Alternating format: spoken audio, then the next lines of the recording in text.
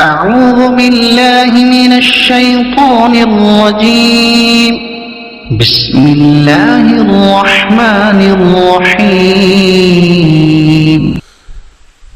الحمد لله نحمده ونستعينه ونستغفره ونؤمن به ونتوكل عليه ونعوذ بالله من شرور أنفسنا ومن سيئات أعمالنا من يهده الله فلا مضل له ومن يضلله فلا هادي له ونشهد أن لا إله إلا الله وحده لا شريك له ونشهد أن سيدنا ومولانا محمدا عبده ورسوله وصلى الله تعالى على خير خلقه محمد وعلى آله وأصحابه أجمعين أما بعد فأعوذ بالله من الشيطان الرجيم بسم الله الرحمن الرحيم ما كان الله ليذر المؤمنين على ما أنتم عليه حتى يميز الخبيث من الطيب وما كان الله ليطلعكم على الغيب ولكن الله يجتبي من رسله من يشاء فآمنوا بالله ورسله وإن تؤمنوا وتتقوا فلكم أجر عظيم صدق الله العظيم وصدق رسوله النبي الكريم ونحن على ذلك من الشاهدين والشاكرين والحمد لله رب العالمين.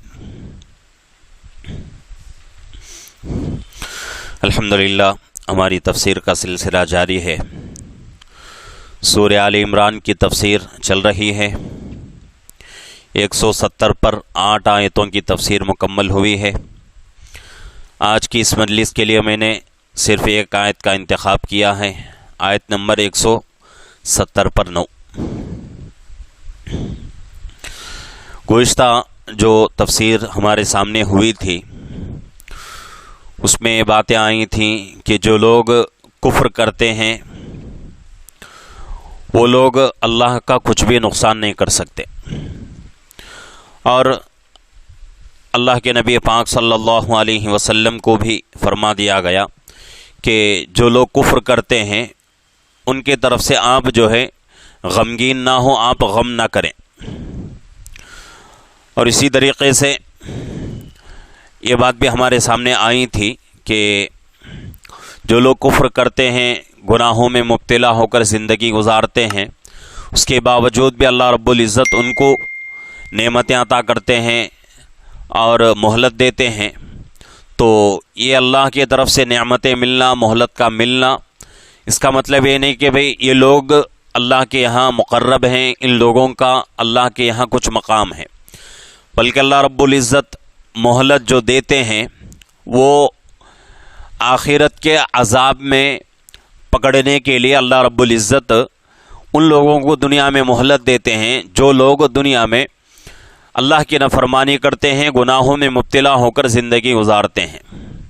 اور اس کے اوپر ایک واقعہ بھی ہمارے سامنے آیا تھا کہ ایک بادشاہ کے زمانے کا واقعہ. اب جو ہے ان تمام باتوں کو دہرانے کا موقع نہیں ہے. تو گزشتہ جو مجلس ہوئی تھی اس کا جو ہے تفسیر ہوئی تھی، اس کا خلاصہ یہی ہے کہ کوئی آدمی کفر کر رہا ہے تو اس کے ذریعے سے وہ آدمی جو ہے اللہ کا کچھ نقصان نہیں کر سکتا. اور جن لوگوں کو اللہ مہلت دے رہے ہیں اس کا مطلب یہ نہیں کہ بھئی اللہ رب العزت ان کو جو ہے اللہ رب العزت کے پاس ان کا مقام اونچا ہے.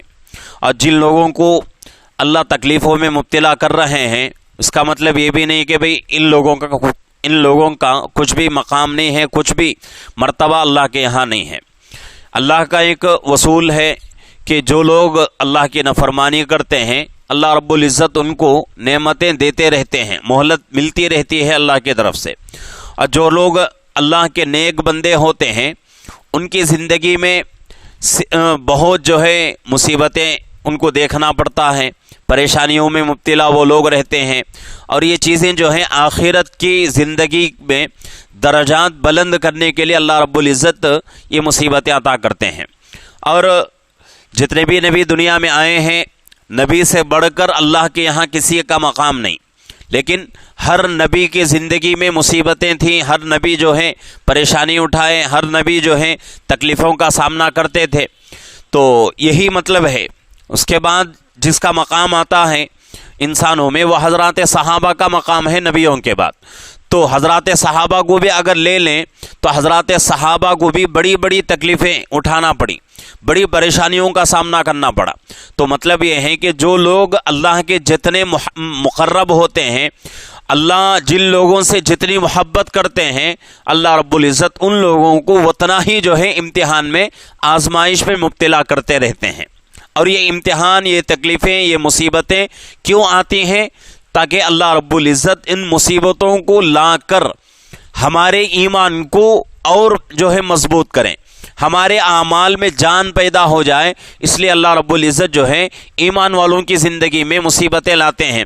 بہت سارے لوگ جو ہیں یہ اشکال کرتے رہتے ہیں، اس سے پہلے بھی میں نے کہا تھا کہ بہت سارے لوگوں کی زبان پہ رہتا ہے کہ کافر لوگ کچھ جو ہے اچھا کام نہیں کرتے، نمازیں نہیں پڑھتے، کچھ بھی نہیں کرتے، اور مسلمانوں میں وہ لوگ جو گناہ کرتے رہتے ہیں، نمازوں کو نہیں آتے، اللہ کے گھر کی طرف نہیں دیکھتے، کوئی بھی عبادت نہیں کرتے، اللہ ان کو جو ہے نعمتوں پہ نعمتیں دے رہے ہیں، اور ان کے جو ہے بچے بھی زیادہ ہو رہے ہیں، ان کے یہاں مال بھی زیادہ ہو رہا ہے، ہر چیز کی ان کے لیے سہولت ہے، ہم اتنی جو ہے عبادتیں کر رہے ہیں، اللہ ہمارے اوپر مہربانی کیوں نہیں کرتے؟ تو بہت سارے لوگوں کی شکایت رہتی ہے۔ تو وہ لوگ جو ہیں اس بات کو اچھی طریقے سے سمجھ جائیں کہ دنیا کی زندگی میں نعمتوں کا ملنا، مال و دولت کا ملنا کامیابی کی دلیل نہیں ہے۔ اس کو جو ہے نبیوں کی ذات کو دیکھنا پڑے گا ہم کو، کہ جتنے نبی دنیا میں آئے ہیں ہر نبی کو مصیبتیں اٹھانی پڑیں۔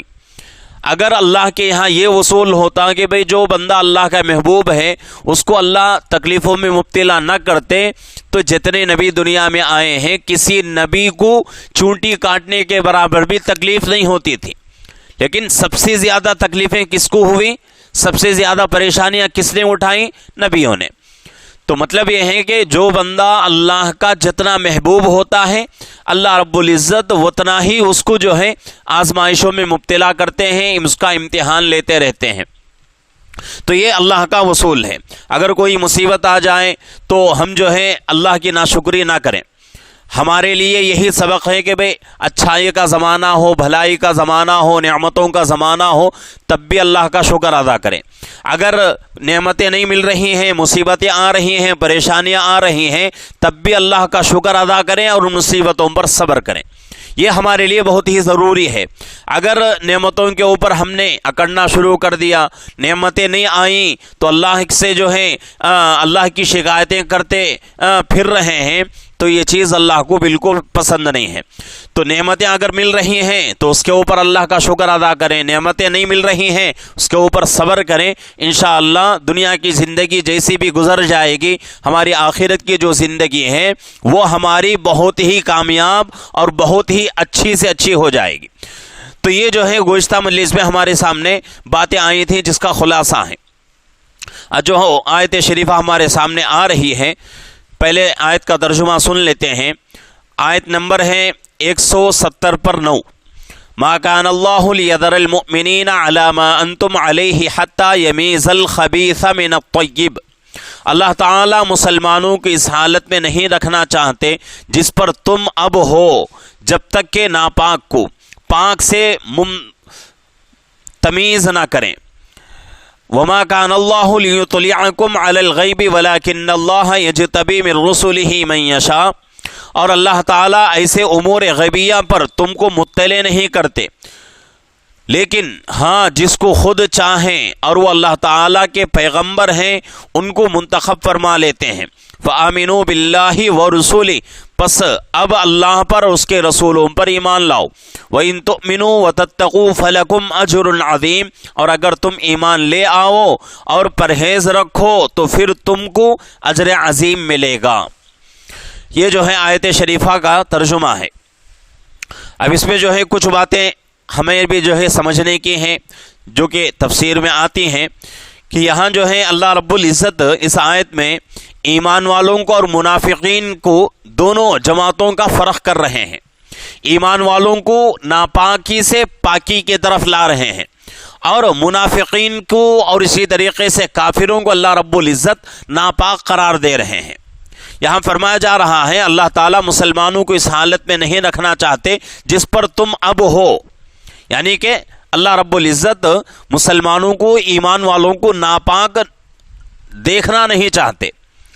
ایک ناپاکی جو ہے دو طریقے کی ہوتی ہے، ایک ظاہری ناپاکی اور ایک باطنی ناپاکی، یعنی کہ ایک دکھنے والی ناپاکی اور ایک نہیں دکھنے والی ناپاکی، دو طریقے کی ناپاکی۔ اور ایمان والے کی شان کیا ہے کہ ایمان والا اپنی زندگی میں کبھی بھی ناپاک نہیں ہو سکتا۔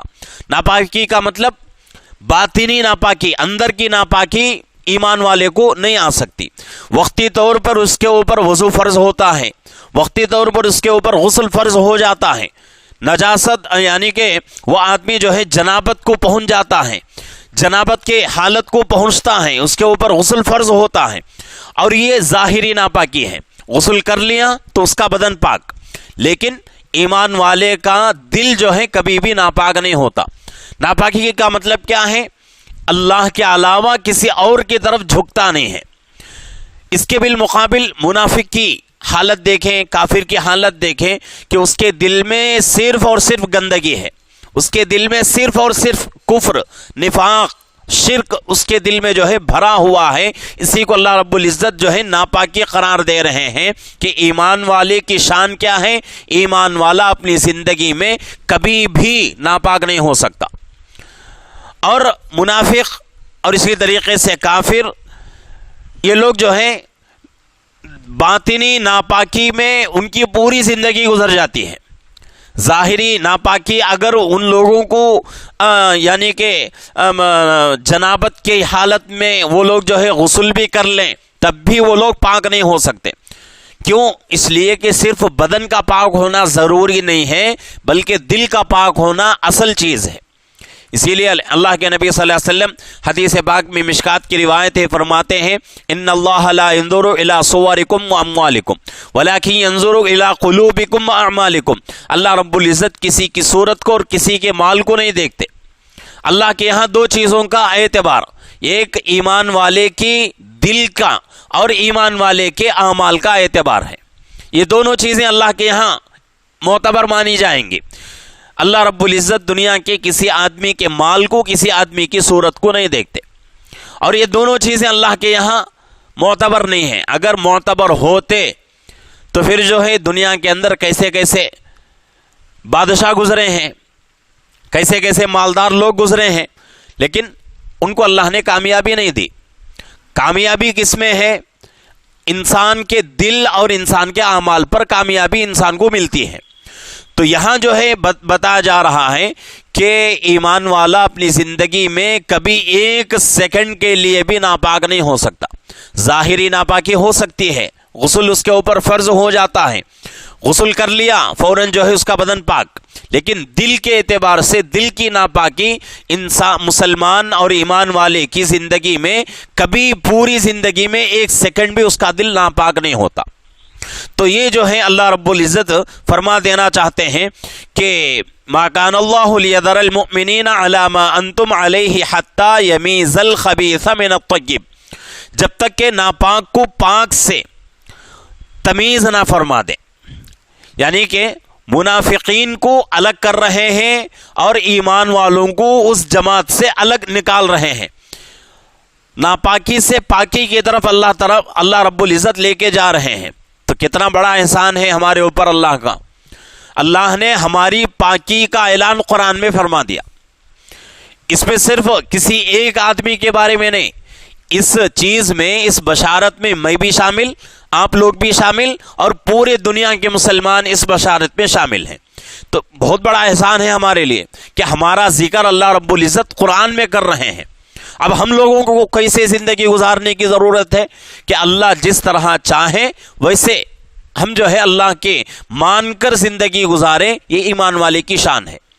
ایمان والے کی علامت تو اللہ نے بتا دیا کہ ایمان والے کی علامت کیا ہے کہ بھئی ایمان والا اپنی زندگی میں کبھی بھی ایک سیکنڈ کے لیے بھی ناپاک نہیں ہو سکتا۔ تو پھر اللہ کی طرف سے ایک نشانی مل گئی۔ اب مسلمان اپنے آپ کو کیسے بنائے؟ مسلمان کی شان کیا ہے؟ جب اللہ نے ہمارے بارے میں اتنا بڑا اعلان کر دیا ہے تو ہم بھی جو ہے ویسے ہی زندگی گزارنے کی کوشش کریں۔ شرک ہمارے زندگی سے پاک ہو جائے، نفاق ہماری زندگی سے پاک ہو جائے، نفاق کا مطلب کیا ہے؟ اندر ایک باہر ایک. یہ چیز بڑی خطرناک چیز ہے. ان المنافقین فی الدرک الاسفل من النار. اللہ رب العزت 5ویں پارے کے آخری صفحے میں فرما رہے ہیں کہ منافقین کو ہم کیا کریں گے؟ منافقین کو اللہ فرما رہے ہیں منافقین کے ساتھ ہمارا رویہ کیا رہے گا کہ جہنم کے سب سے نچلے حصے میں ہم ڈالیں گے. منافقین کو بڑی سخت سزا ہوگی. کیوں؟ اس لیے کہ اندر ایک باہر ایک. اور یہ چیزیں جو ہیں آج کل بہت سارے لوگوں میں پائی جا رہی ہیں. اس چیز سے اپنی زندگی کو پاک رکھنے کی ضرورت ہے. جس آدمی کی زندگی میں نفاق آ گیا سمجھو اس کے اعمال برباد ہو رہے ہیں. تو اس لیے ضروری ہے کہ ہم جو ہے ہر حالت میں ایک ہی جو ہے جگہ پر ہمارا جو ہے دل رہے. ایسا نہیں کہ بھئی کسی کے سامنے گئے تو اس کی تعریف کر لیے, اس کے پیچھے چلے گئے تو اس کی جو ہے غیبت کر رہے ہیں. یہ اچھی بات نہیں ہے. اسی کو جو ہے نفاق کہا جاتا ہے کہ بھئی اندر ایک باہر ایک. اس طریقے سے یہ مسلمان کی شان نہیں ہے, یہ ایمان والے کی شان نہیں ہے. ایمان والا کون ہے کہ ظاہری اور باطنی تمام گندگیوں سے ایمان والا پاک رہتا ہے. اب اس میں جو صرف نفاق کا ہی ذکر نہیں بلکہ دل کی جتنی بیماریاں ہیں تمام بیماریاں شامل ہو جاتی ہیں. اس میں جو ہے تکبر ہے, حسد ہے, کینہ ہے, بغض ہے, دشمنی ہے. یہ تمام چیزیں دل کی بیماریاں ہیں. تو آج جو بات ہمارے سامنے آ رہی ہے باطنی ناپاکی کی, تو اس میں جو ہے یہ تمام چیزیں شامل ہو جاتی ہیں. تو ہمارے لیے ضروری ہے کہ ہم جو ہے دل کی گندگیوں سے ہم مکمل طریقے سے پاک ہو جائیں. جب ہم مکمل طریقے سے دل کی گندگیوں سے پاک ہو گئے تو اس کے بعد ہمارا مقام اللہ کی نگاہ میں اونچا ہوتا جائے گا. ظاہر میں ہم جو ہے دنیا والوں کی نگاہ میں چھوٹے ہوں گے, ہمارا مقام گھٹتا رہے گا. لیکن شاعر کہتا ہے کہ دانہ خاک میں مل کر گل و گلزار ہوتا ہے. ایک دانہ جس کو کھیتی کرنے والا کھیت میں کیا کرتا ہے, ہل چلا کر مٹی کے نیچے جو ہے دبا دیتا ہے. اب دانہ اس وقت اکڑنا شروع کر دے کہ بھئی میرا مقام کتنا اونچا ہے, تو مجھے کیوں مٹی کے نیچے دبا رہا ہے, میں نیچے رہنے کو پسند نہیں کرتا, میں اوپر آؤں گا. تو کیا اس دانے سے فصل ہو سکتی ہے؟ نہیں ہو سکتی. تو اسی کو شاعر کہتا ہے کہ دانہ خاک میں مل کر گل و گلزار ہوتا ہے, کہ جب دانہ ایک مٹی میں ملتا ہے تو اس سے ایک بڑی فصل نکلتی ہے اور اس ایک دانے سے ایک بڑی قوم جو ہے اپنا پیٹ بھرتی ہے. تو اس طریقے سے ہم لوگوں کو بننے کی ضرورت ہے کہ اگر دنیا والوں کی نگاہ میں ہمارا مقام چھوٹا ہو رہا ہے تو ہونے دے, کوئی مذائقہ نہیں ہے. ہمارا مقام کس کے نگاہ میں اونچا ہونا چاہیے؟ اللہ اور اللہ کے رسول کے نگاہ میں. اور حدیث پاک میں بات آتی ہے جو بندہ اللہ کو محبوب ہوتا ہے اللہ رب العزت پوری مخلوق کے لیے ندا کرا دیتے ہیں, پوری مخلوق کے لیے اعلان کرا دیتے ہیں کہ اے اللہ کی مخلوق سنو, اللہ رب العزت فلاں بندے سے محبت کر رہے ہیں تو تم بھی اس بندے سے محبت کرو. تو اللہ جس بندے سے محبت کرتے ہیں دنیا کی پوری مخلوق اس بندے سے محبت کرتی ہے. تو یہ جو ہے اٹل فیصلہ ہے. تو اس کے لیے ضروری ہے کہ ہم جو ہے دل کی گندگیوں سے پاک ہو جائیں, دل کو پاک رکھیں, صاف رکھیں اور دل کے اندر ایمان کا نور اتارنے کی کوشش کریں. ایسا نہیں کہ بھئی دل میں جو ہے گندگیاں بھر لیے, دل میں جو ہے کوڑا جم رہا ہے, کچرا جم رہا ہے, تو اس دل کے اندر ایمان کا نور نہیں آ سکتا. تو اس کے لیے ضروری ہے کہ دل کی گندگیوں سے پاک ہو جائیں. آگے اللہ فرما رہے ہیں وما كان الله ليطلعكم على الغيب ولكن الله يجتبي من رسله من يشاء. اللہ تعالیٰ ایسے امور غیبیہ پر تم کو مطلع نہیں کرتے, لیکن ہاں جس کو خود چاہیں اور وہ اللہ تعالیٰ کے پیغمبر ہیں ان کو منتخب فرما لیتے ہیں. یہاں جو ہے اللہ کی ایک صفت بیان ہو رہی ہے. وہ صفت کیا ہے؟ غیب کا علم صرف اور صرف اللہ کو ہے. غیب کا علم صرف اور صرف اللہ کو ہے. اللہ کے ذات کے علاوہ کسی اور کو اللہ نے غیب کا علم نہیں عطا فرمایا. آج جو لوگ اللہ کے نبی صلی اللہ علیہ وسلم کے بارے میں یہ کہتے ہیں کہ بھئی اللہ کے نبی عالم الغیب ہیں, تو ان لوگوں کا یہ عقیدہ بالکل غلط ہے. وہ لوگ دھوکے میں ہیں. صرف دھوکہ نہیں ہے بلکہ ان کے ایمان کی بات ہے. ان کے ایمان اور کفر کی بات ہو جائے گی۔ تو ہمارا عقیدہ یہی ہے، کیا ہے کہ بھئی عالم الغیب کون ہے؟ صرف اور صرف اللہ کی ذات، اللہ کے علاوہ کسی کو جو ہے غیب کا علم نہیں ہے۔ لیکن یہاں جو ہے نبیوں کا ذکر آ رہا ہے۔ نبیوں کا ذکر کیوں آ رہا ہے؟ نبیوں کے پاس بھی غیب کا علم نہیں ہے، بلکہ نبی کے اوپر وحی آتی ہے، اللہ کی طرف سے احکامات آتے ہیں، اور کچھ چیزیں جو ہے اللہ رب العزت پہلے ہی نبی کو جو ہے بتلا دیتے ہیں۔ اس کو جو ہے دلیل بنا کر کچھ لوگ جو ہے نبی کو عالم الغیب ہونے کا دعویٰ کرتے ہیں، جیسا کہ اللہ کے نبی پاک صلی اللہ علیہ وسلم کی سیرت میں ایسی بہت ساری جو ہے واقعات ہم کو ملتی ہیں، جس میں اللہ کے نبی صلی اللہ علیہ وسلم کو اللہ رب العزت نے آگے آنے والے واقعات سے مطلع فرما دیا، اطلاع دے دیا کہ بھئی یہ واقعہ ہونے جا رہا ہے۔ تو اللہ کے نبی صلی اللہ علیہ وسلم نے اس کا اعلان فرما دیا صحابہ میں، جیسا کہ غزوہ بدر کا واقعہ ہے، اسلام کا سب سے پہلا غزوہ ہے۔ ادھر غزوہ بدر کا واقعہ پیچھے گزر چکا ہے، رمضان سے پہلے گزر چکا ہے، بہت جو ہے تاریخی جنگ تھی، تاریخی غزوہ تھا۔ صحابہ کی کل تعداد 313، ادھر کافروں کی تعداد 1000۔ صحابہ پہنچ گئے میدان میں، اللہ کے نبی صلی اللہ علیہ وسلم میدان کا پورا چکر لگا کر نشاندہی کر رہے ہیں کہ بھئی یہاں فلانا آدمی مرے گا، یہاں فلانا آدمی مرے گا، یہاں فلانا آدمی مرے گا۔ کافروں کے بارے میں اللہ کے نبی صلی اللہ علیہ وسلم نے پہلے ہی فرما دیا، اور اس کو ہم غیب کا علم نہیں کہیں گے۔ یہ کیا ہے؟ اللہ نے وحی اتاری ہے آپ کے اوپر کہ اے نبی یہ ہونے والا ہے، بس اتنا ہی۔ غیب کا علم اللہ کے علاوہ کسی کو نہیں۔ اب مشکات کی ایک روایت ہے، بہت لمبی روایت ہے، اس میں بخاری شریف کے اندر بھی مختصر طور سے وہ روایت گزر چکی ہے، اور جب وہ روایت آئی تھی تو اس وقت میں نے اس روایت کا بھی ذکر کر دیا جو مشکات شریف کے اندر موجود ہے۔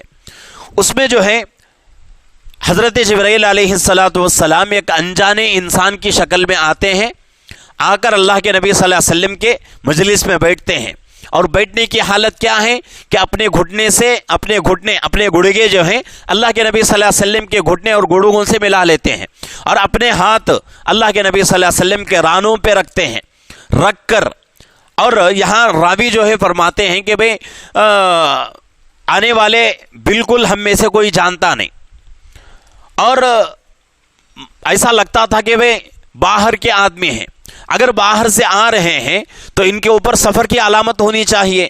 اس زمانے میں آج کی طرح سہولت نہیں تھی، آج تو بہت سہولتیں ہو گئیں، بسوں کا زمانہ اور ٹرینوں کا، کاروں کا، اب تو یہاں جو ہے اور بھی زیادہ اللہ نے سہولت فرما دی ہمارے لیے کہ مہینوں کا سفر آج جو ہے منٹوں میں ہو جاتا ہے، ہوائی جہاز کے ذریعے سے، فلائٹ کے ذریعے سے منٹوں میں مہینوں کا سفر طے ہو جاتا ہے، اتنی سہولتیں آج ہو گئیں۔ لیکن اس زمانے میں یا تو اونٹ کے اوپر سفر ہوتا تھا، یا تو پھر جو ہے گھوڑے پر سفر ہوتا تھا، یا چل کر سفر کرتے تھے۔ تو اگر کوئی آدمی باہر سے آ رہا ہے تو اب چونکہ اونٹ کے اوپر آ رہا ہے، یا چل کے آ رہا ہے، گھوڑے پہ آ رہا ہے، تو ہوا کی وجہ سے مٹی اس کے بدن پر، کپڑوں پر اور اس کے بالوں پر جم جاتی تھی، اور لوگ سمجھ جاتے تھے کہ بھئی یہ آدمی جو ہے سفر سے آیا ہے۔ لیکن آنے والے حضرت جبرائیل علیہ السلام ہیں، انسان کی شکل میں آئے ہیں، اور ان کے کپڑے بالکل جو ہے ایک دم صاف ستھرے تھے، ایسا لگتا تھا کہ بھئی مدینے کے ہی آدمی ہیں، ابھی گھر سے نہا دھو کر کپڑے بدل کر آئے ہیں۔ لیکن مدینے میں جتنے لوگ ہیں ان میں سے کوئی بھی ان کو جانتا نہیں۔ تو یہ جو ہے راوی روایت کرتے ہیں، تو اس کے بعد آ کر 3 سوال کرتے ہیں اللہ کے نبی صلی اللہ علیہ وسلم سے۔ اس میں سے ایک سوال قیامت کے بارے میں آتا ہے، تو اللہ کے نبی صلی اللہ علیہ وسلم فرماتے ہیں مل مسئول عنہا بأعلم من السائل، یعنی کہ سوال کرنے والا جس سے سوال کر رہا ہے، تو سوال کرنے والا سوال جس سے کر رہا ہے اس سے اچھا جانتا ہے، یعنی کہ قیامت کے بارے میں میرے پاس علم نہیں ہے، جتنا تمہارے پاس علم ہے اتنا ہی میرے پاس علم ہے۔ تو یہاں جو ہے بات صاف ہو جاتی ہے کہ اللہ کے نبی عالم الغیب نہیں ہے، عالم الغیب ہوتے تو فوراً جو ہے اس کا جواب دیتے تھے، لیکن اللہ کے نبی عالم الغیب نہیں۔ ایسے بہت سارے واقعات ہیں۔ تو جو لوگ اللہ کے نبی کو عالم الغیب کہتے ہیں وہ لوگ بڑے دھوکے میں مبتلا ہیں، بڑے جو ہے غلط فہمی میں مبتلا ہیں، ان لوگوں کو اپنے عقیدے کو درست کرنے کی ضرورت ہے۔ لیکن نبیوں کے اوپر کیا آتی ہے اللہ کی طرف سے؟ وحی نازل ہوتی ہے، اور اس وحی کے ذریعے سے اللہ رب العزت جو ہے بعض مرتبہ آئندہ آنے والے حالات سے نبی کو جو ہے مطلع فرماتے ہیں، نبی کو فرما دیتے ہیں کہ بھئی یہ حالات تمہارے اوپر ہونے جا رہے ہیں، اس کے لیے تیار ہو جاؤ۔ تو اس کا مطلب یہ نہیں کہ بھئی نبی کے پاس غیب کا علم ہے، تو اسی کو اللہ فرما رہے ہیں۔ آگے اللہ فرما رہے ہیں فآمنوا باللہ ورسلہ، ایمان والوں سے، اور پوری صرف ایمان والوں سے نہیں ہے بلکہ پوری انسانیت سے خطاب ہے۔ اللہ پر اور اللہ کے رسولوں پر ایمان لاؤ، اللہ پر اور اس کے رسولوں پر ایمان لاؤ۔ ایمان مفصل میں 7 چیزوں کا ذکر ہے۔ آمنت باللہ وملائکتہ وکتبہ ورسلہ والیوم الآخر والقدر خیرہ وشرہ من اللہ تعالی والبعث بعد الموت۔ یہ 7 چیزوں کا ذکر ہے۔ ان 7 چیزوں کے اوپر انسان کا، ایمان والے کا ایمان کا ہونا بہت ہی ضروری ہے۔ ایک، اللہ پر ایمان، اللہ کے آمنت باللہ وملائکتہ فرشتوں پر، اور وکتبہ اللہ کے تمام آسمانی کتابوں پر، ورسلہ اللہ کے تمام نبیوں پر، اور والقدر خیرہ وشرہ من اللہ تعالی، اور اسی طریقے سے اچھے اور بری تقدیر پر، جو بھی ہوتا ہے اللہ کی طرف سے ہوتا ہے۔ والبعث بعد الموت، اور قیامت کے بعد دوبارہ جب زندگی ہوگی اس زندگی کے اوپر بھی یقین ہو۔ تو ان 7 چیزوں کے اوپر یقین کا ہونا بہت ہی ضروری ہے، ایمان کا ہونا بہت ہی ضروری ہے۔ تو اسی کو اللہ یہاں فرما رہے ہیں فآمنوا باللہ ورسلہ، تمہارے لیے ضروری ہے کہ تم کیا کرو؟ اللہ پر اور اللہ کے رسولوں پر ایمان لاؤ۔ آگے اللہ فرما رہے ہیں وَإِن تُؤْمِنُوا وَتَتَّقُوا فَلَكُمْ أَجْرٌ عَظِيمٌ، اور اگر تم ایمان لے آؤ اور پرہیز رکھو تو پھر تم کو اجر عظیم ملے گا۔ اب یہاں جو ہے 2 چیزوں کا ذکر ہو رہا ہے، 2 چیزوں کے بدلے میں اللہ کا وعدہ ہے کہ تم کو بڑا اجر دیا جائے گا۔ وہ دونوں چیزیں کیا ہیں؟ ایک تو ایمان، اور اس کے بعد پرہیز، یعنی پرہیز کا مطلب پرہیزگاری، متقی بننا، تقوی اختیار کرنا۔ تقوی کا مطلب کیا ہے؟ اللہ سے ڈر کر زندگی گزارنا۔ اللہ کا ڈر جس کے اندر آ گیا تو سمجھو وہ آدمی متقی۔ اللہ کا ڈر نہ ہونے کی وجہ سے ہماری زندگی میں بہت سارے گناہ، نمازیں بھی چھوٹتی ہیں، زکوٰۃ کا کوئی اہتمام نہیں، حج فرض ہونے کے باوجود بہت سارے لوگ حج نہیں کرتے، رمضان کے روزے آتے ہیں، بہت سارے لوگ جو ہے 2-4 روزے رکھ کر ایسے ہی جو ہے پورا مہینہ گزار دیتے ہیں، اور بھی بہت سارے ہماری زندگی میں اللہ کے احکامات چھوٹ رہے ہیں، نافرمانیاں بہت ہیں ہماری زندگیوں میں۔ کیوں؟